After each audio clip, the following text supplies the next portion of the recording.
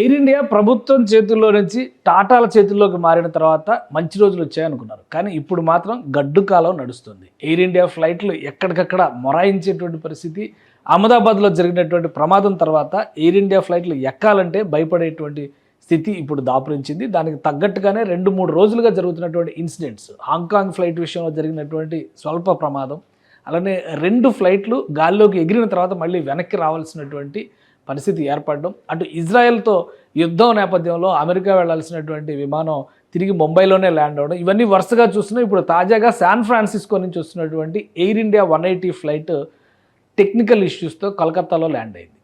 అందులో ఉన్నటువంటి ప్రయాణికులు దాదాపు 5 గంటల పాటు టార్చర్ అనుభవించారు. దానికి సంబంధించినటువంటి దృశ్యాలు ఇప్పుడు సామాజిక మాధ్యమాల్లో వైరల్ అవుతున్నాయి. ఇది ఎయిర్ ఇండియా 180 విమానం శాన్ ఫ్రాన్సిస్కో నుంచి ముంబైకి వెళ్ళాలి. కానీ కోల్కతా చేరేటువంటి సమయంలోనే లెఫ్ట్ ఇంజిన్లో వచ్చినటువంటి ఒక టెక్నికల్ ప్రాబ్లం వలన అత్యవసరంగా కోల్కతాలో ల్యాండ్ అయింది. అయితే ల్యాండ్ అయిన వెంటనే ప్రయాణికులను బయటకు తీసుకురావడానికి పర్మిషన్స్ లేవు కాబట్టి ఈ ఫ్లైట్ని పూర్తిగా చెక్ చేసి ప్రోటోకాల్స్ అన్ని పాటించిన తర్వాతే విమానంలో నుంచి ప్రయాణికులను బయటకు తీసుకొచ్చేటువంటి ప్రయత్నం జరిగింది. ఈ క్రమంలో దాదాపుగా 5 గంటలు, అంటే తెల్లవారుజామున 12:30 ప్రాంతంలో అక్కడ ల్యాండ్ అయినటువంటి ఈ విమానం నుంచి ప్రయాణికులను బయటకు తీసుకొచ్చేసరికి తెల్లవారుజామున 6 అయిపోయినటువంటి పరిస్థితి.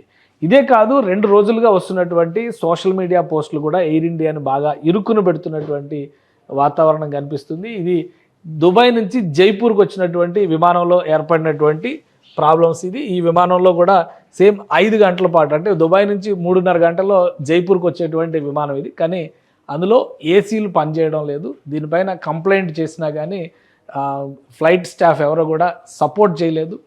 ప్రయాణికులందరూ కూడా విసునకర్రలు పట్టుకొని విసురుకుంటున్నట్టుగా పేపర్లు, కాగితాలు, అలానే మ్యాగజైన్లు పట్టుకొని గాలి కోసం వెంపర్లాడినటువంటి పరిస్థితి. ఇలాగే జైపూర్లో ల్యాండ్ అయ్యే వరకు వాతావరణం ఉందని మొత్తం వీడియోస్ చేసి తమ అభిప్రాయాలను చెబుతూ స్టాఫ్ అసలు రియాక్టే కాలేదు. ఆ బెల్స్ నొక్కినా కానీ ఒక్కరు కూడా రాలేదు. అన్ని సీట్ల దగ్గర బెల్స్, లైట్స్ వెలుగుతూ ఉన్నాయి చూడండి. అందుకనే అసలు ఎయిర్ ఇండియా ఎక్కొద్దు, ఎయిర్ ఇండియా పరిస్థితి చాలా దారుణంగా ఉందంటూ వీలు చేసేది. ఇది నిన్న జరిగినటువంటి ఘటన.